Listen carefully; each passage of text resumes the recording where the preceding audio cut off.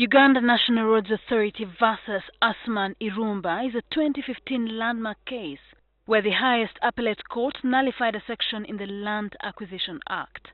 The section sought to grant government express powers to take over any private property before the owners are compensated.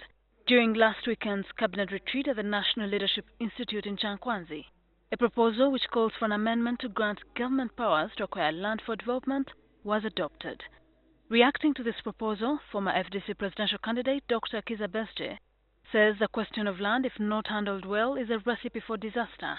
We are going to do everything in our power, just like we defended the Mavira forest.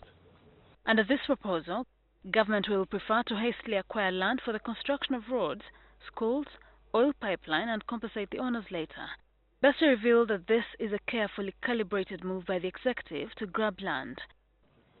The biggest threat of land now, even before we talk about registration and so on, is impunity by officials of government.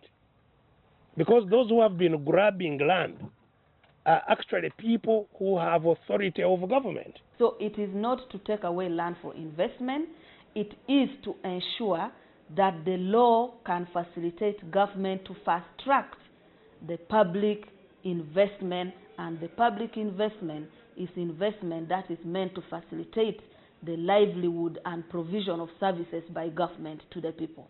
The other sticking issue Besigye cites is a lack of a proper land registration, which has fueled land wrangles. Our systems of land management are extremely weak at the moment. They are not only weak, but they are bedeviled with systemic corruption. Besigye called for a commission of inquiry to probe claims of land grabbing. While handing over office, former State Minister of Lands Aida Nantaba revealed that there is a mafia cartel in government bent on grabbing land. Besigye says those scheming to grab land are targeting northern and some eastern parts of Uganda.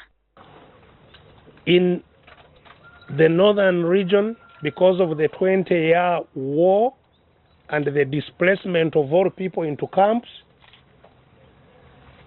the traditional system of land management was destroyed.